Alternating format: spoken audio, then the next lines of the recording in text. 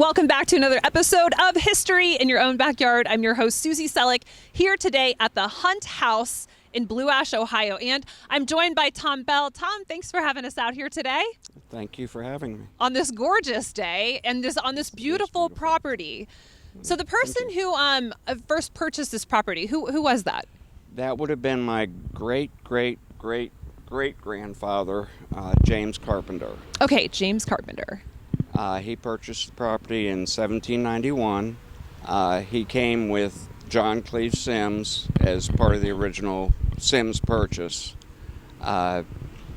James Carpenter, unfortunately, didn't live that long. Okay. The property passed to his wife and two daughters. My great-great-great-grandfather married one of those girls. Oh, this is how you are related to That's how the Hunt family became involved with this property. I gotcha. Okay. How much did it cost and who built it? The original cost, as far as I can tell, was $1,500 for 640 acres, which works out to roughly 1 square mile. Okay. It was all of, I don't know the exact terms, all of section 15 of the plot for Sims Township. Which it takes up, and there's a community garden here. I mean, this place is huge. That there's enough room to even support that, and it doesn't even. There's roughly 4 acres here right now. Okay. Oh, now. Yeah. On the original purchase. The original purchase would have stretched on up Plainfield Road up to Cooper. Going south would have been running along Cross County Highway. Okay. And to the east to the railroad tracks. So pretty good size chunk of property. It was the original base. Outbuildings, Tom. Some of our viewers may not know what an outbuilding is when I ask this question, so can you give us just a quick refresher?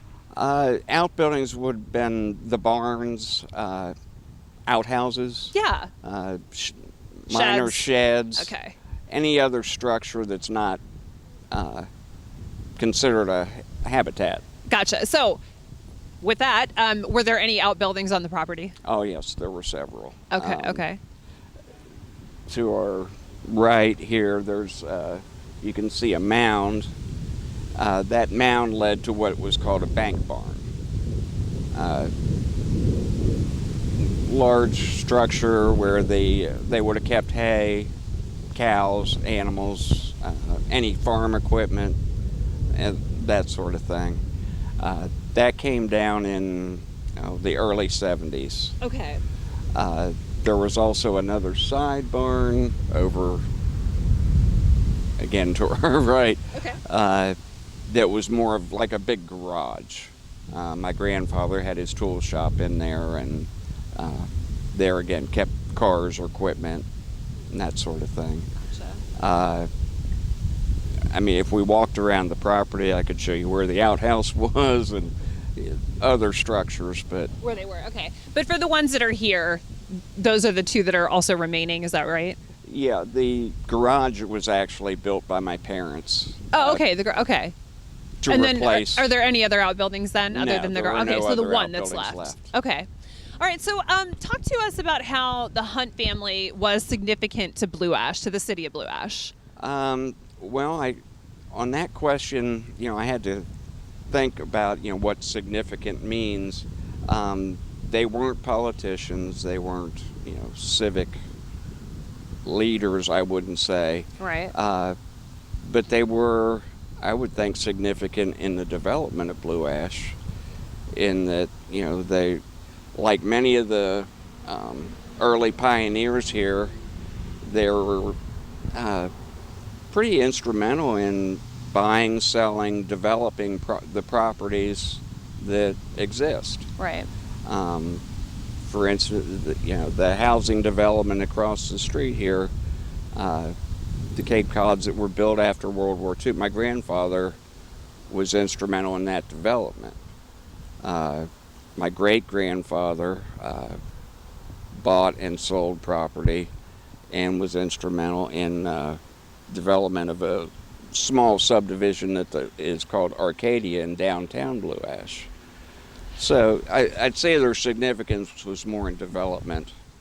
We are a stop on the Morgan's Raid Trail. Yes. There's a signpost out here. I believe it was 1863. One of the biggest things that ever happened in Blue Ash, the Confederate raider, John Hunt Morgan. And just a reminder, viewers, John Hunt Morgan was a Confederate soldier, came through just lighting up this region, burning bridges. I mean, he just caused trouble in every place that he could. Okay. Telegraph lines and such, and stealing horses. Horrendous. Yeah, Not paying bar tabs. Yeah. Crazy things. Go ahead. Basically, what he wanted to do, what I'm told by military people, is he wanted to create a diversion to take pressure off the Confederate forces in Kentucky. Yes. He wanted to get the Union Army to chase him. Right. And he was pretty successful at it. Tom, I'm just going to remind you to throw your mic back up a little bit. I want people to hear the story. All right, Okay.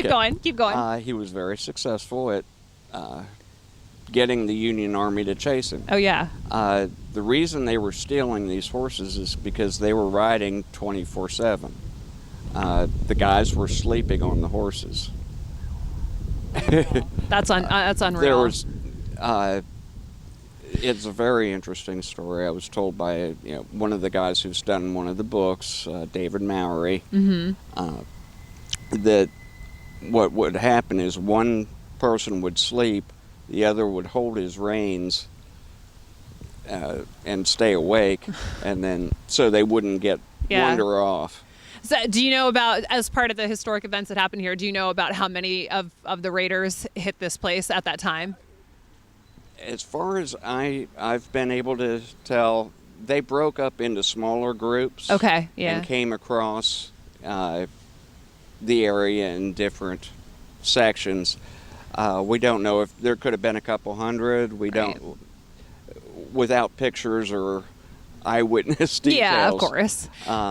Now the story goes, my great-grandfather, Wilson Hunt, was about 12 or 13 years old and was looking out the corner window watching this all happen. It was like 6:30, 7 o'clock in the morning. Wow. And went to his father, "What are you going to do about this?" And his father said, "Not much I can do to stop this." Wow. Stop an army. The Widow's Walk up on the very, very top. So how long was that here? And also, why was it removed? As far as we know, it has always been there. Okay. The structure of the platform is mortise and tenon joined into the roof structure. So I have to assume there's always been a platform there. Now, when my grandfather lived here, he had taken it down because of maintenance issues. Okay, with the wood railing. Okay. Just the sun exposure and rain and wind and so forth was so hard on the wood, you just couldn't keep it well maintained. Right. My parents, when they inherited the house, wanted to redo it, which they had it redone, but my father found out over the years that the same thing I think my grandfather did. It was almost impossible to maintain. Gotcha. He spent a lot of money on paint, the best paints he could, and it weathered badly.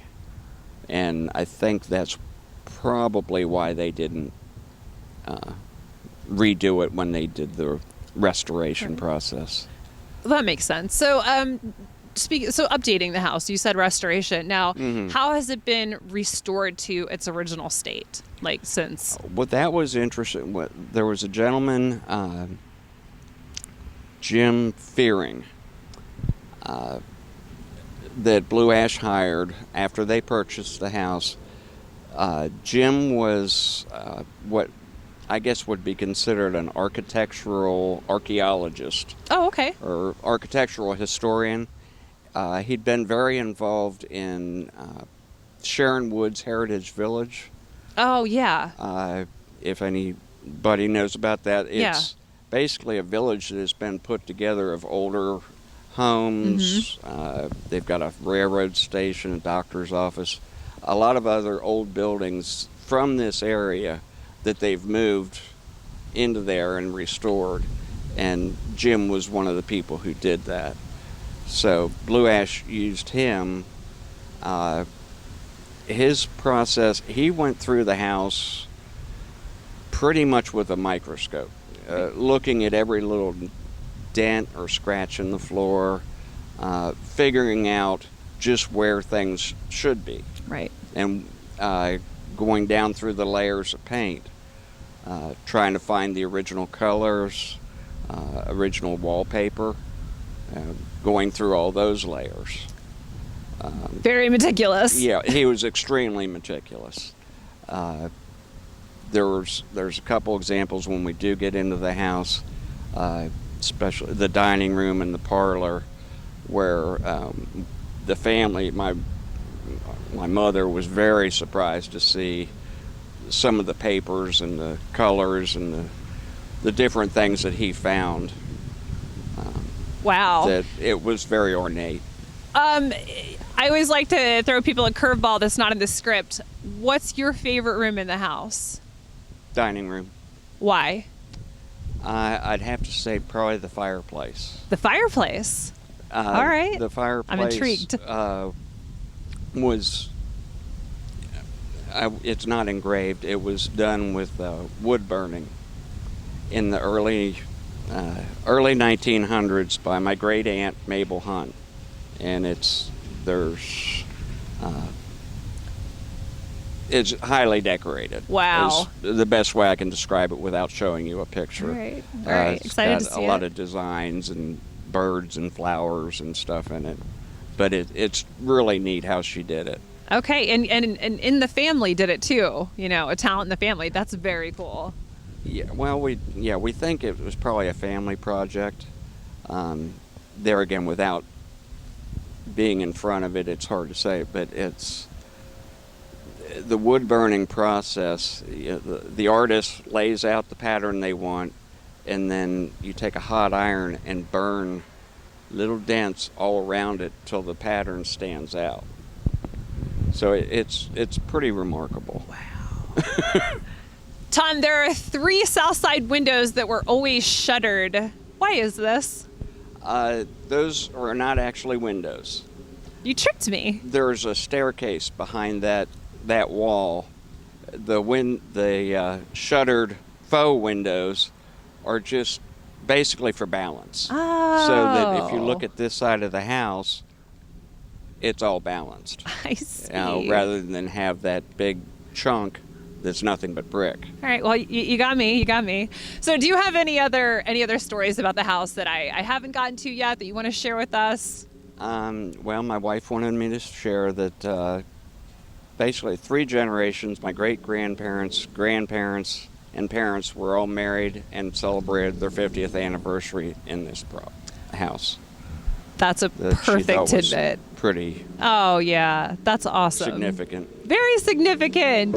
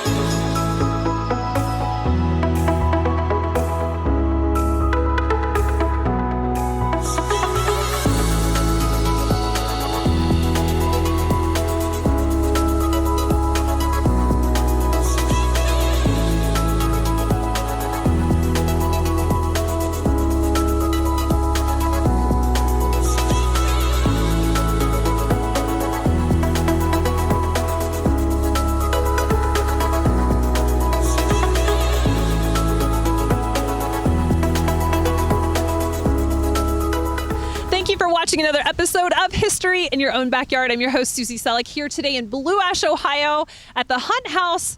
Tom Bell, thank you again for having us out here. Thank you for having me. And remember, travel slowly and stop often. Bye for now.